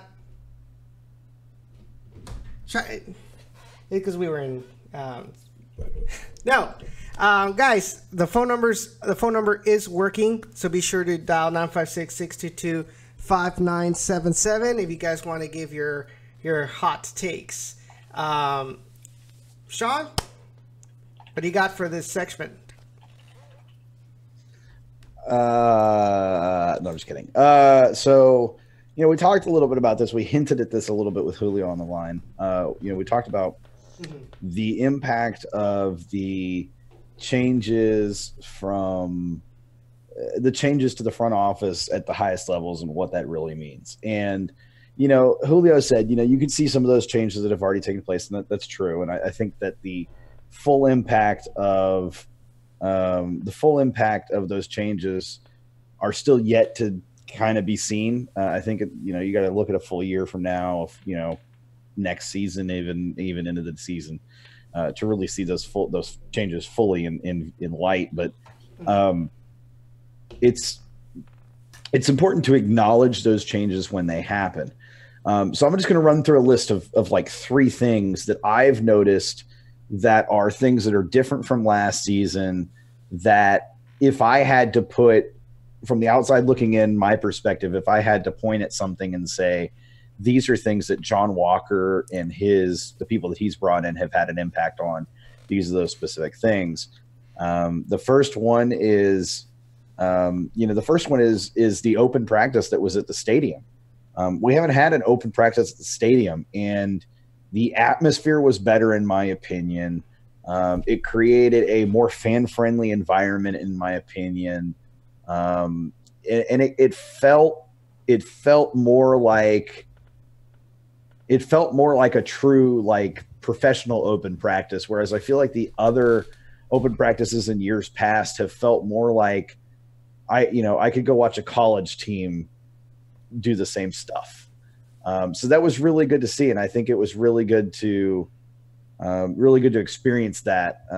And to me, because we have to keep in mind that in order for the Dynamo to do that, they had to rent the stadium, because again, they don't own the stadium. The Dynamo don't own the stadium. Now, Gabriel Brenner technically does because he's majority owner, but they still had to rent the stadium. The stadium is a different company.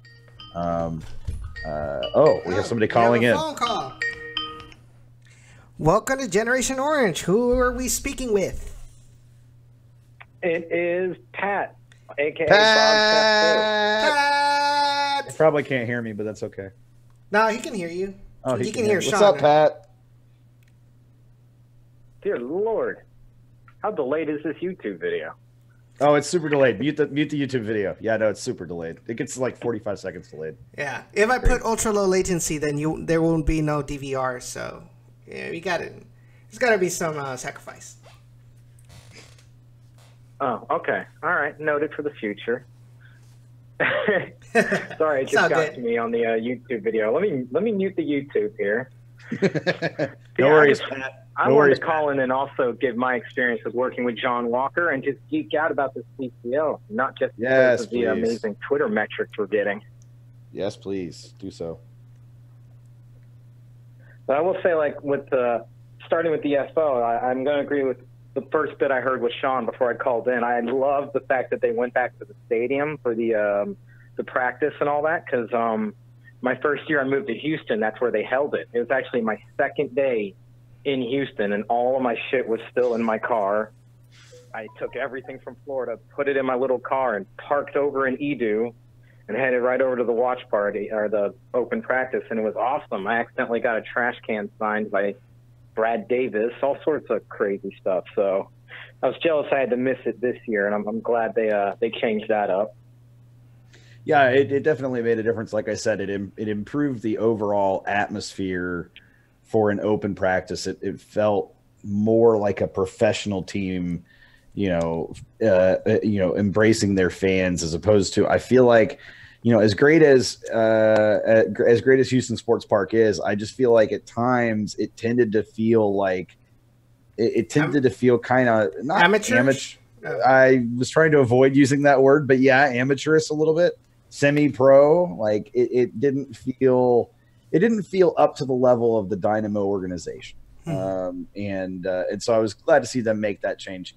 Another change, just to continue adding to, is they just announced the happy hour concession pricing, which for the first 60 minutes after the stadium opens, fans will be able to pick up food and drinks for a very specific ones at specific sections for very discounted pricing. I think they have a package of nachos and a soda for $8. Sign me up. Like, that's fantastic. And then also something else that they're doing, and this is a change over seasons past, is we know from our good friend Dynamic Foxtrot, aka Andres, that the jersey reveal is tomorrow. And this is important because every other time they announced it on Twitter as well earlier. Yeah, at noon. And it's important because this is not a jersey reveal event. It's not a – oh, shut up. It's not a – it feels – I mean, to be fair, if you look at all the other teams in MLS this season, I haven't seen any of them do a jersey reveal event. They've all done other things. I mean, there might have been one or two that did it as an event, but it's becoming less the norm and more the odd man out doing it as an event. And so, I was glad to see that. And they're going to do it as kind of more of a social media release. And I think that's good. I think that shows that they are starting to understand that social media holds a lot of power over getting information out. It shows that they understand that a lot of fans receive their information through social media, not necessarily through the local media anymore, because the local media don't cover the team as much as they should. And I wonder, saying that, and Pat, I'm going to throw this to you as a question as well. If maybe part of the thinking is, look, the local media have not done a very good job of covering the team. So let's give fans just as quick access to see the stuff as we do the other guys, the local media.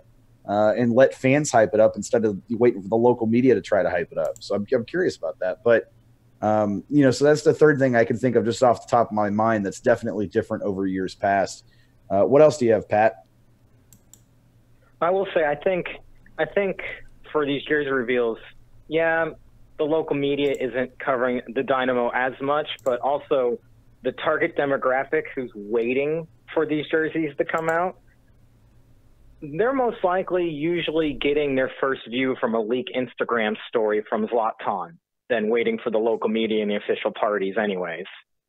So I feel like the Venn diagram of people who want to watch local media or traditional sources for a jersey and who will buy one, especially those $130 replica kits that you can't get at Cincinnati this year, are very small. They're most likely on Twitter or Instagram. Yeah, we won't talk about. I think beating everyone to the punch using social media is probably a wiser move, and it gets them more views and retweets and likes. And ours should be a pretty big hit tomorrow, since we're apparently going to be the only MLS team without a full white jersey.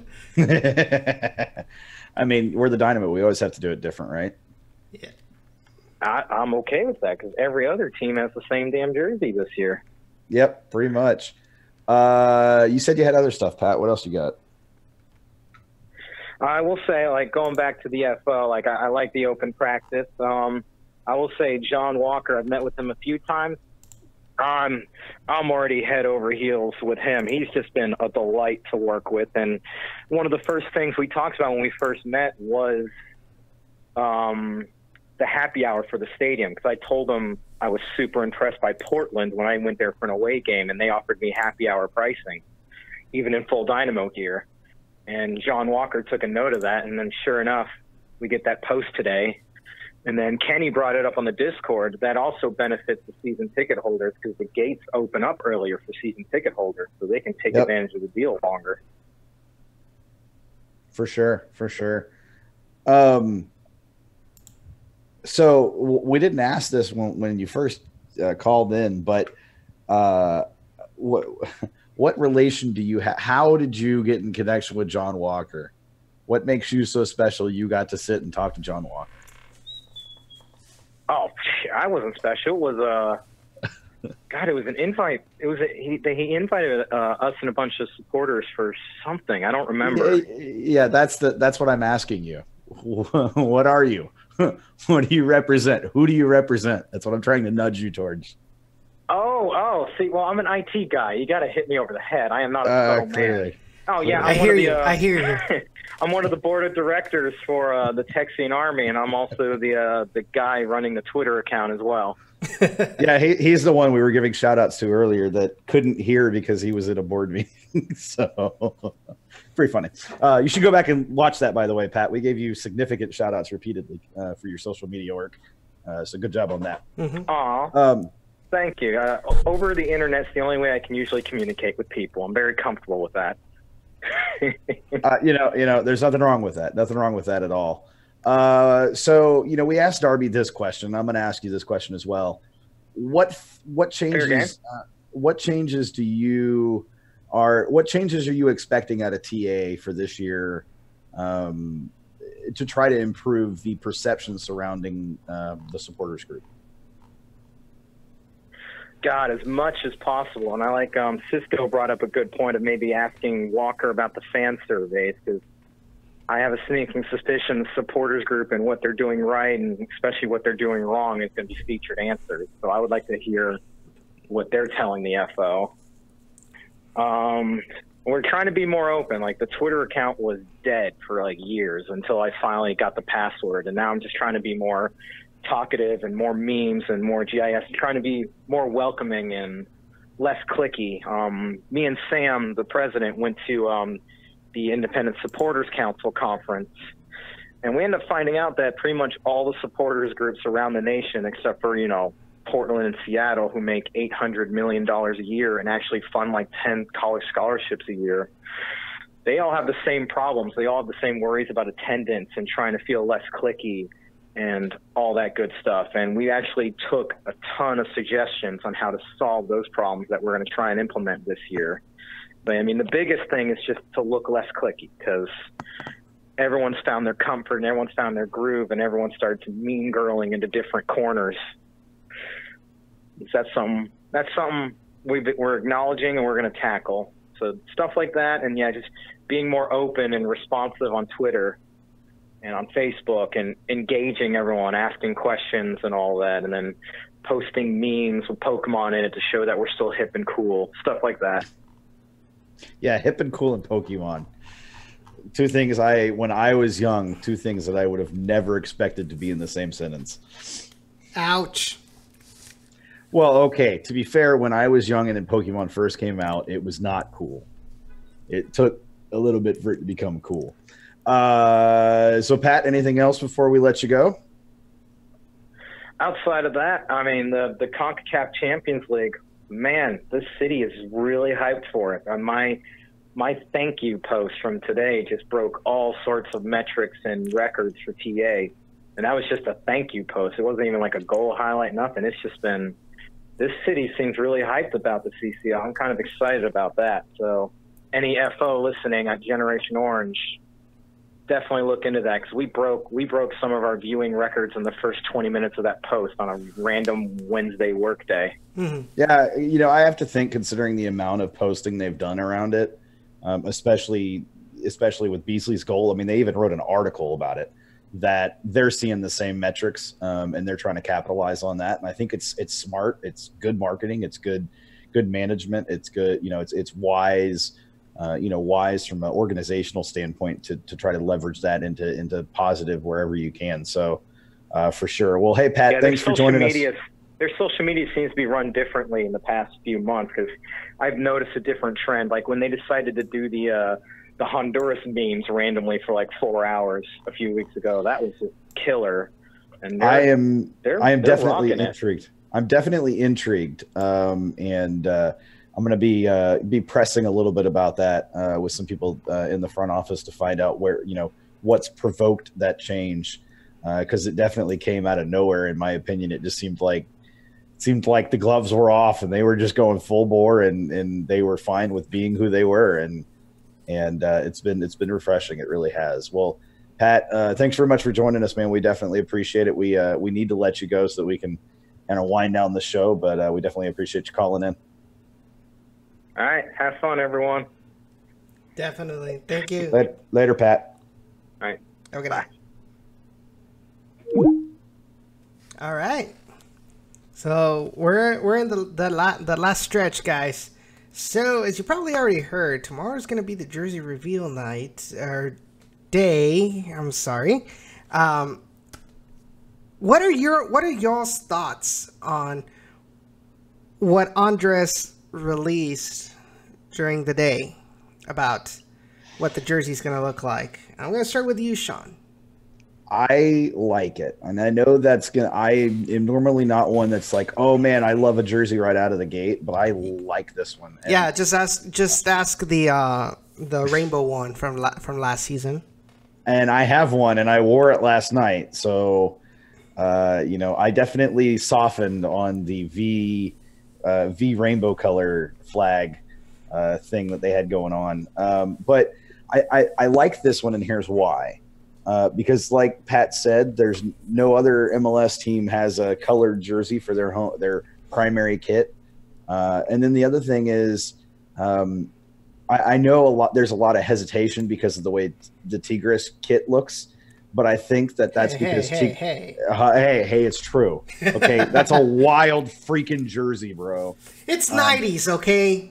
It's sure, we'll call it 90s. I was thinking that's a throwback to like the 50s and 60s, but you call it 90s if you want. But I mean, it is. But at the same time, I think it'll look a lot better with the orange and just having just the one color with a little bit of black in there, as opposed to the white, blue, yellow kind of color scheme they had going on for the Tigres one. I just felt like the Tigres color scheme made it too busy. Yeah. Whereas I feel like with the Dynamo, it's going to be more of a subtle thing, and it's going to look. I think it'll ultimately look a lot better. I'm not going to say classier because I think that's just kind of the eye of the beholder. But I think it'll look better overall on your average Joe in day-to-day wear. Whereas that Tigres jersey, unless you're a Liga MX fan, you're not going to go pick that up off the rack and be like, man, I'm going to wear this because it looks awesome. No, trust me, that the team is trying so hard with influencers to try to get people to buy it, and it's just not happening. The Tigres fans hate it. It's not a style choice, that's for damn sure. So we'll see how it goes, with the release tomorrow. But based on what Andres has said, based on what I know, it's going to be a good kid. I'm content with what it should be, and I think that most fans will be pretty pleased with it, and it's going to be great when a lot of fans are sporting it in stadium, and by the end of the season, and we'll have a sea of orange in the stadium just from fans that are wearing the kit. Yeah. What about you? How do you feel about it? I love it. I think from what I've seen from the Tigres third kit, and in my mind, changing the colors to what was described, I think I'm gonna love it because, like you say, it's gonna be, the design will be there. It's gonna be a lot more subtle. It's not gonna be on like black stripes. It's gonna be like a dark orange kind of stripy thing. So it's not gonna be flashy at all. It's just not going to be plain. And I know a lot of people complaining about,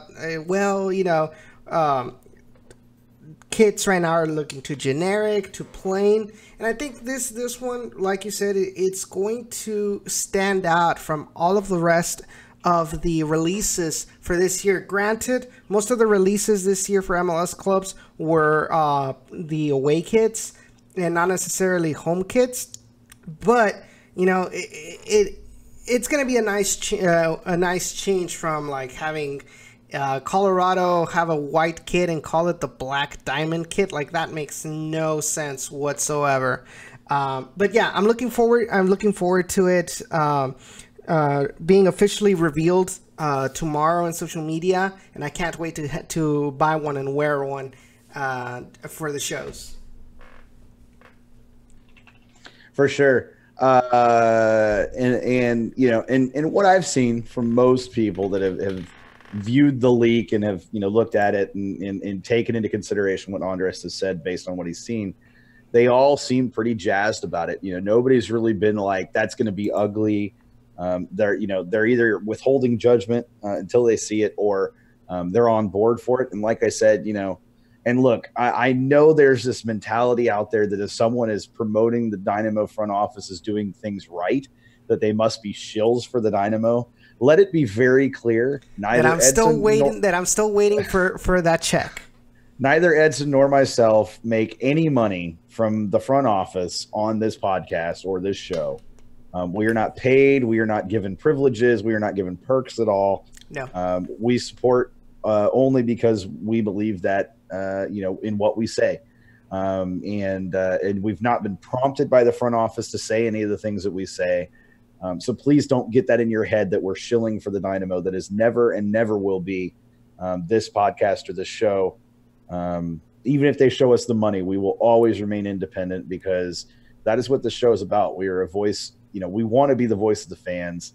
We want to let you guys, have your opportunity to talk, and we want a transparent, open show.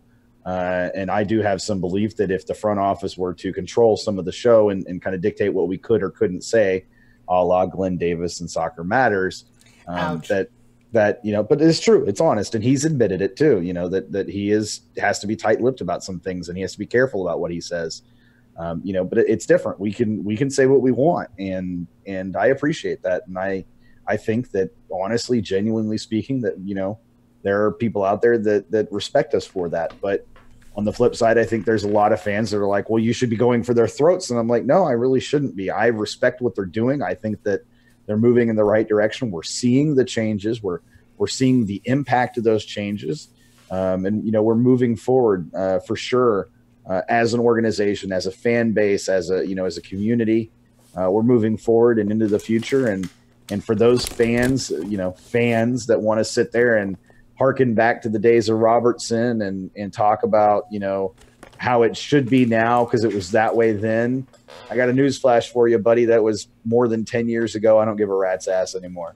We are where we are. We're moving forward, and you can either get on or get off. I don't care. This bandwagon's moving forward without you. Yeah, like you said, we're moving on from.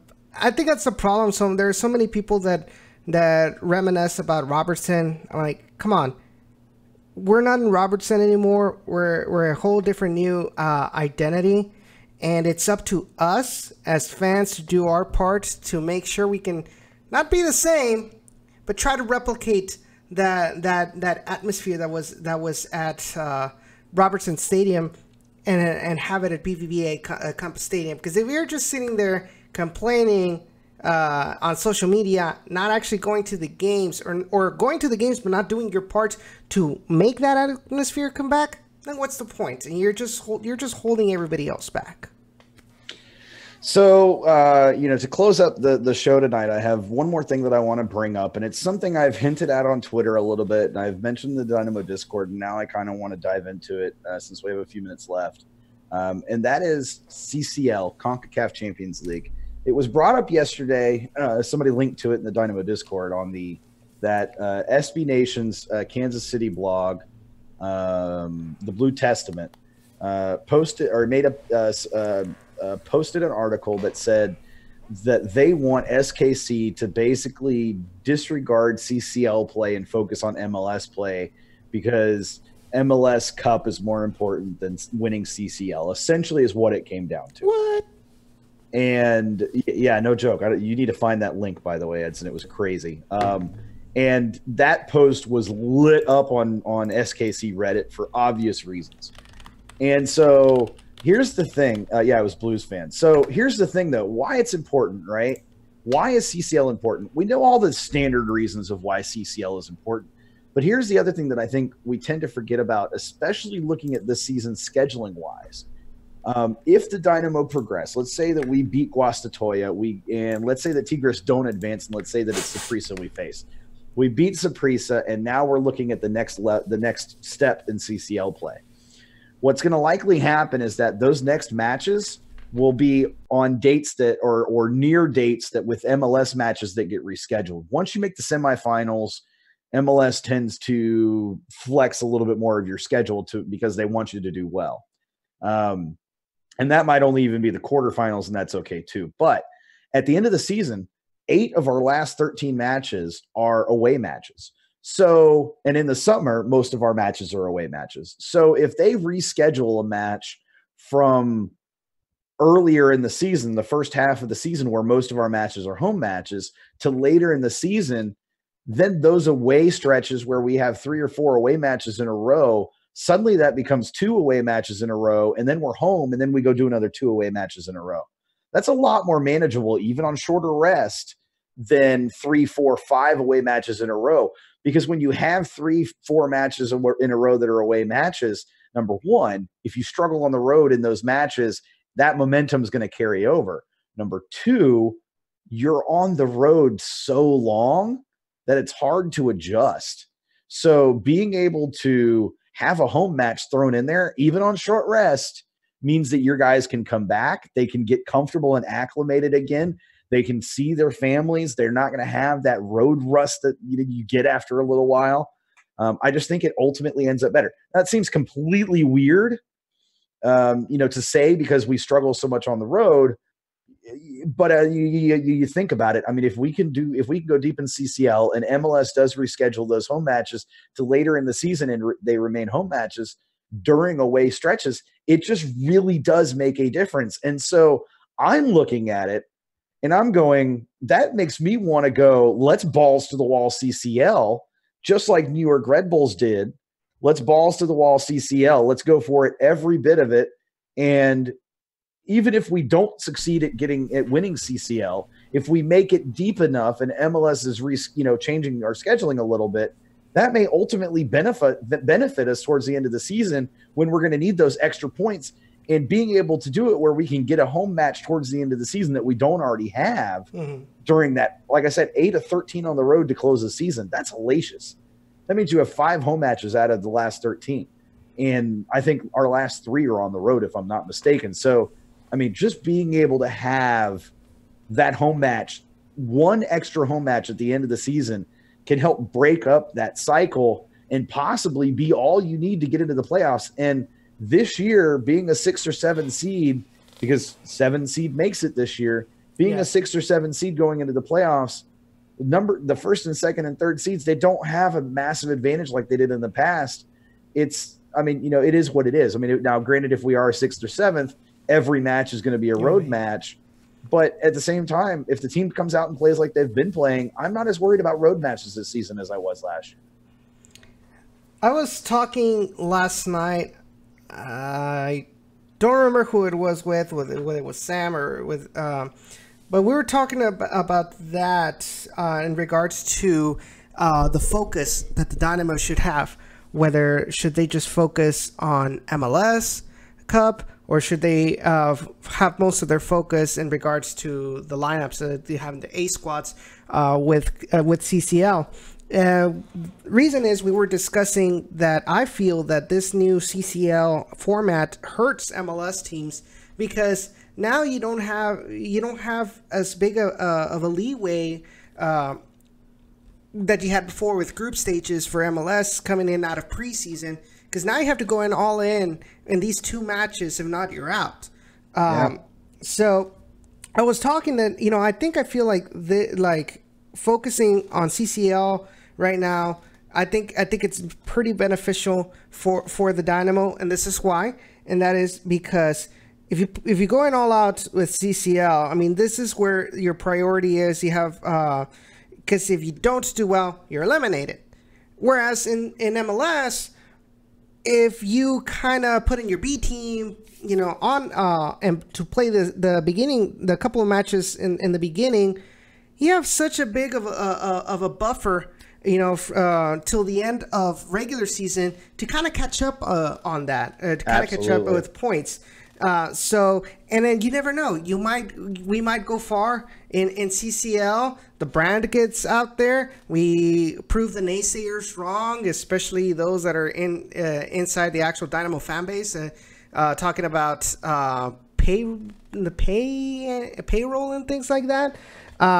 So I think that's, if I was Coach Cabrera, I think I'd go with that, because it's higher priority with CCL right now. You get more than what you lose out of it.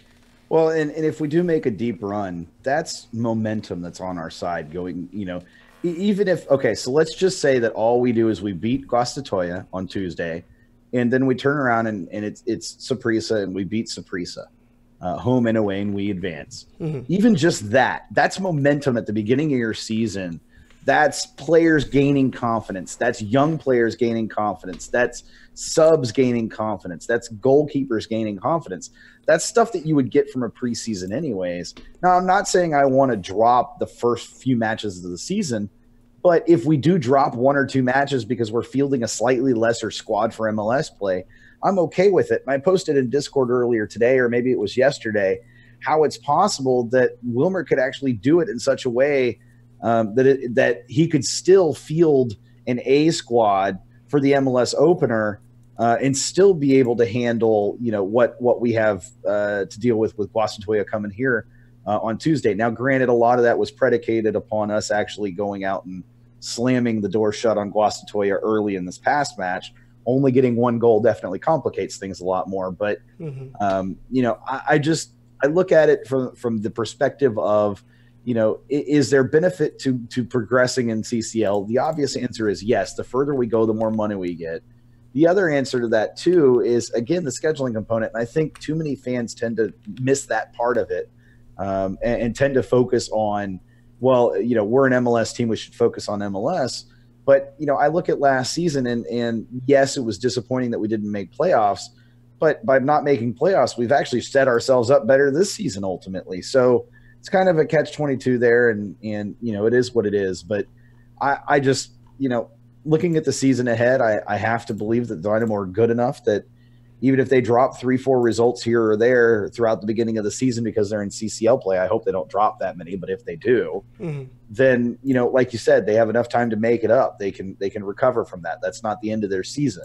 Whereas if you do that at the end of the season, that is the end of your season. So it's a slightly different thing, and I think we have to look at it differently. But hey, guys, it's about that time. It's the end of the show, in case you were wondering. Edson, because you didn't say anything. I expected you to say something. Thank you guys for joining us tonight. Just a quick update. The Pink Cows, the Red Bulls, defeated Atletico Pantoja 2-0. With all that we said, thank you so much for joining us in this episode of Generation Orange. Really appreciate all of y'all's support. Be sure to follow us on our social media on Facebook, facebook.com/GenOrangeRadio. Also on Twitter, if you guys have not followed us, at Gen Orange Radio. Be sure to also follow Down in the Valley, Down in the RGV on Twitter and on Facebook and on Instagram. And be sure to join us tomorrow for our show at 7 p.m. in this same YouTube channel. And thank you for everybody, for all of your shares, for your likes in this video, for your retweets. We really appreciate it. We couldn't do this without you. So, and if you are watching and you haven't liked and shared the video, please do so. Yes.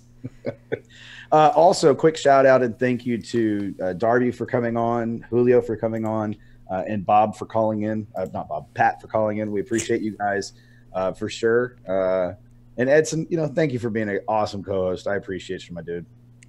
Thank you, man. And you do such a great job leading this show. I'm just here as a supplement. Sure, we'll say that. We'll just close on that. With that being said, guys, thank you again. Remember, stay forever orange. Dash TF on. Somos Toros. We are Toros. And more importantly, hashtag we are Gen Orange. Have a good night, guys.